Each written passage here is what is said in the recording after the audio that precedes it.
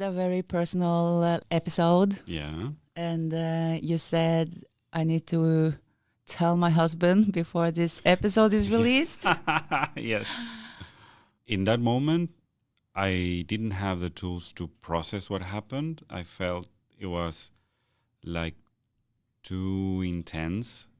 And I said, okay, let's go to the Harry Potter experience and let's forget this, please, because I don't know what to do with it. And after that, things went really fast, and I had a very long surgery. They were expecting me to be there for 3-4 hours, and I stayed almost for 8. And I lost a lot of blood, so my husband was really worried about me, and he didn't know if I was going to come out from the surgery with a disability or. So I saw him so worried after that it was like, he said, I don't know what would I have done if I lost you. And I couldn't say to him, you almost lost me. On the 17th of September. Yeah. But after the surgery, you know, when you're in a relationship and you go through something like this, Yeah. one thing is when it's happening, Mm-hmm. the surgery and the doctor, and you're like, okay, we're going to stick in this together. Mm-hmm. And that's where you feel like the relationship is worth something, and Yes. it's hard. Like, Yes. it's like we gave each other vows, and we're going to make this. So you go into surgery, Mm-hmm. and then you come back, Yes. and then you're just a different person. How is that affecting Wow. I think a marriage? that is a very, very big, nice, hard question. I think my husband he met someone, me. Then he married another person, and then now he lives with a third one. Okay, wait a minute. He met one. Yeah, You? When we met, I was still working in this NGO in Spain, and we worked together in a project about European identity and So you were minority more like rights. free and. Yeah. But when you said he married another, did you change before your marriage? I believe that when we got married and we decided to come here to live in Norway, that was a big change, because since we met, everything that happened around us regarding the situation in my family And then you lived back in Argentina we lived in met? Argentina together. Yeah. And that prior is to a the very marriage. different culture. And That is a very different Yeah. everything. And lots of changes happened, and we decided, okay, one day we were talking on the phone, and he said, well, if you're coming to live in Norway, we can do a party maybe to say goodbye to our friends and blah, blah. And I told him, okay, well, why don't we get married? Is it possible? Yeah, you come for a week and we sort it out. I will manage. And then I went, did all the paperwork and everything, and we got married in Argentina. We celebrated with our friends, and then we moved to Norway a couple of days after. But now you make the marriage sound very unromantic, and No, I've it's seen not. like, No, it's can we get not. married? Yeah, I can sort it out. I've seen pictures from your marriage. It was an amazing yeah. it was an amazing day. It was like the most crazy thing to do. We didn't have any money like to do a proper wedding, so everyone brought something to eat. And a friend of ours lended us her house, and another friend bought us the cake. It was like a great celebration in that sense. And a friend of ours took pictures, and everything went like very natural. Yeah, so it's important to say that it was a wanted marriage. It wasn't something that you forced. No, all the time. Just because of the moving. No, it was the other way around. It was like a tongue-in-cheek moment. Yeah. Like, what do you think? Yeah. Shall we get married? Yeah. And let's try and see. Yeah, It was unthinkable, because usually people plan marriages for a year and they save money and they organize this big thing. And I was like running to places, trying to get the suit that I was wearing together, and I was asking favors to friends, and friends were offering things. It was great. But then you said you changed. That was a change because I felt that, you know, when you see these fairy tales when they lived happily ever after, it was a big change. And then I came here and I didn't know how to adapt to the culture, and I started traveling to make ends meet and to teach abroad and everything. So that was a different moment for me, like a very clear different moment. When I lived in Argentina, I said, and I had to eat my words after that, that I wasn't going to live abroad ever again. I came back from Spain and I stayed in Argentina. I said, I'm going to live here for the rest of my life. This is it. I'm not going to move anywhere. Yeah, and you came from Spain. Yeah. And then you ended up in Norway. In Argentina and then to Norway. I felt it was natural. I really like this place. I think sometimes I like this place more than my husband because he likes the sun and he would live maybe someplace else. I really enjoy being here. But that for me was a change. And then when the surgery happened, something shifted inside of me, but it's not just the traumatic approach to the surgery, which is understandable because it's a brain surgery, but my brain and body started to react in a different way. I was feeling things in a different way with a different and intensity. This is what's challenging, right? Because this takes time. That's why I said the whole, you know, when you're in it, you just get the news and you're going to go to the hospital, and then things happen all the time. But then after, then it's almost like when some people, you know, when people die, you have the funeral and everyone is supporting you and you get maybe a lot of calls and flowers for 1 week, 2 weeks, and then it's quiet. And Andreas had to deal with that by himself because I was just by myself. Our family is us and the dog.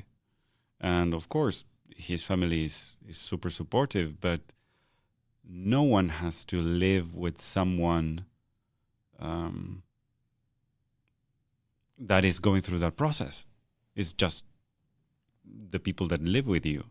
Yeah. And lots of things were happening around us. I don't think that people realize how much the pressure for people going with someone going through these processes. Is it, I don't know, cancer, any kind of big surgery or whatever? Your life partner is going through trying to sustain you the whole way. Who's taking care of these people? When I think about this, I have a lot of love, respect of how much he was committed in helping me move forward.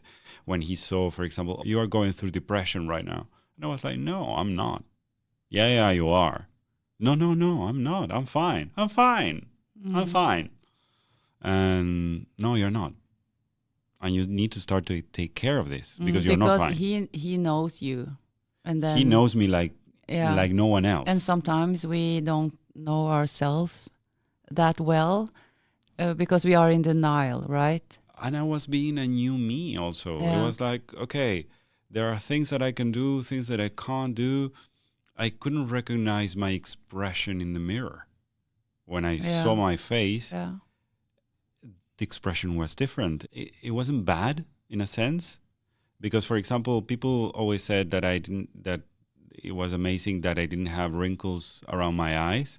But when I look up pictures from the past, when I was smiling, I wasn't smiling with my whole face. So you feel like you wasn't truly happy, or you was smiling differently? You don't know the answer to that? I don't know the answer to that. I guess both in a sense, but it was, now I smile with my whole face. Now I'm like with both feet in experiences in life and everything. So there was something physically holding me back in a sense. But it's very hard to commit to live with someone and then get that person changed. It's like, what the fuck is going on? I married another person. Who are you? And what is happening here? Even though I don't expect people to understand this, because not everyone will go through, thankfully, through an experience like this, I recognize these things with people that go through, in a relationship, go through the spiritual path.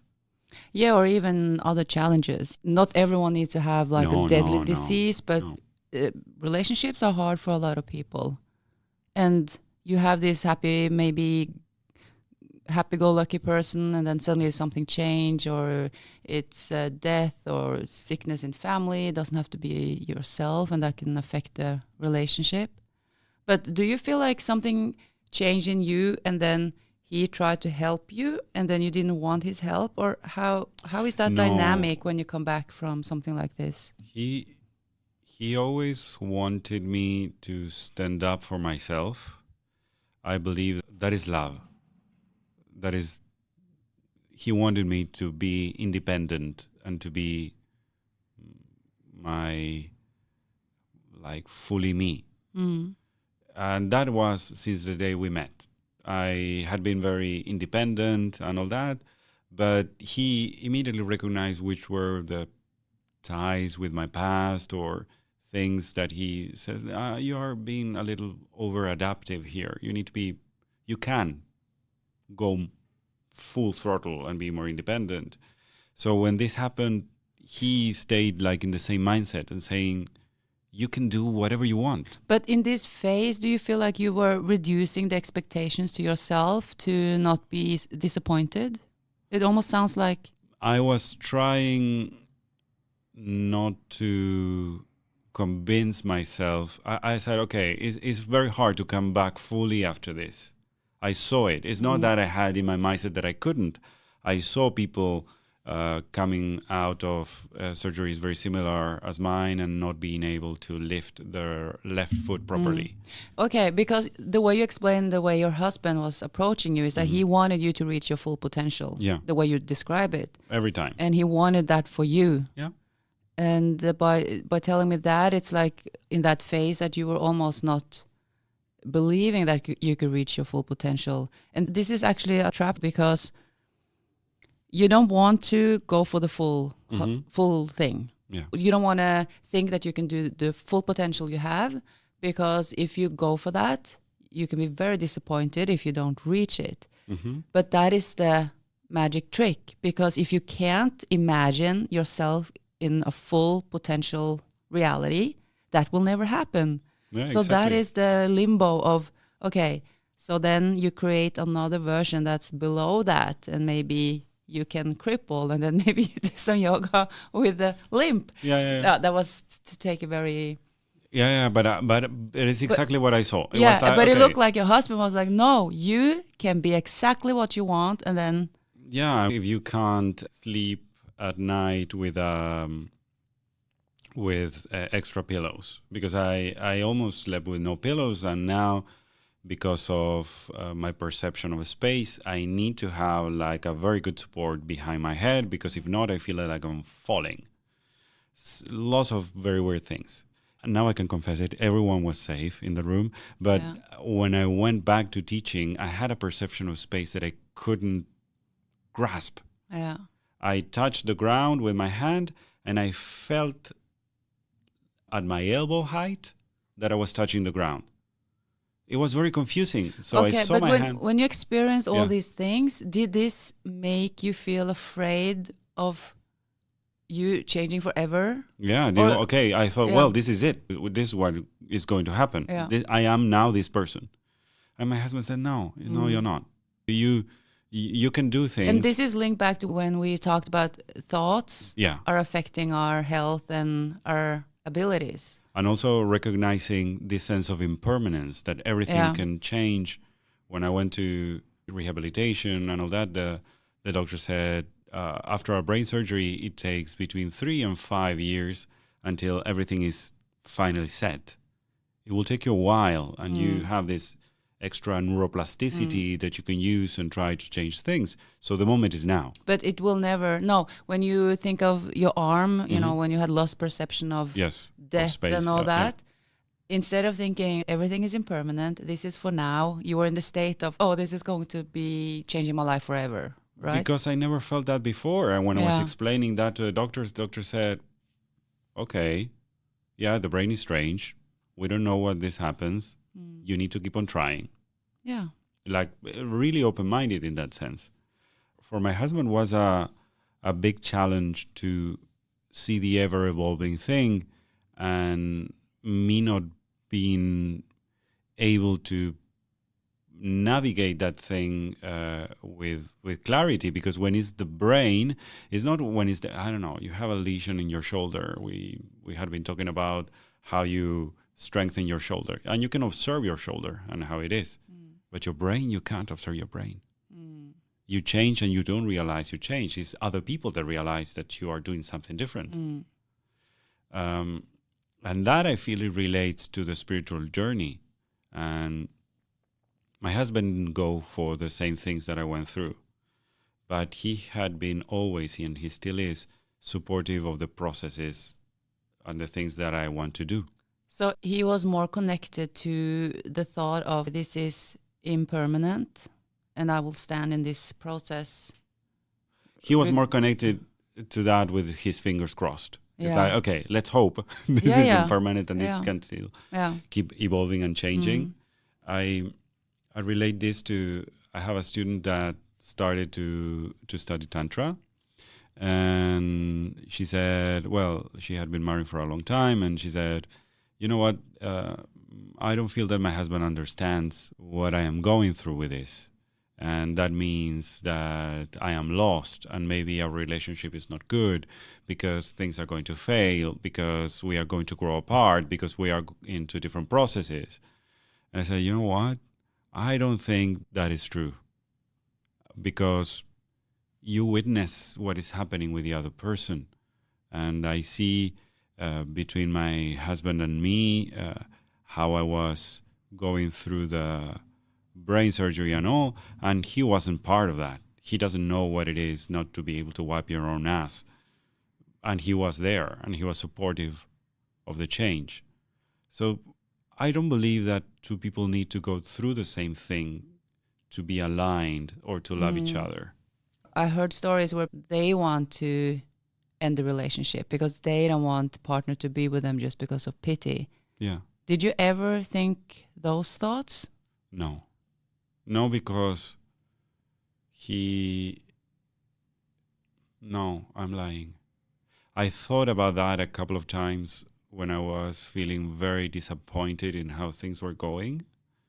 And I said, he doesn't deserve to go through this, because I felt it was a short time, right? And I didn't do anything about it. But I had the thought. It was like, this is not right. He deserves to have a fuller life. I don't know if I'm going to be able to give him that. I think that he realized that I was thinking that, because I started talking with him about something else, and he grabbed my hand and he said, we're in this together. Yeah. And he moved away and he started to do other things. Like, you don't need even to start to utter any words about this. But there is a sense of defeat sometimes. I would really like to talk about what you did to reconnect, because you were almost on the way to divorce, right? Yes. Maybe we can share, or you can share a little bit of how you came back to where you are now. Yeah. But we will do that in another episode. Okay, that's great. But thank you so much. Thank you so much.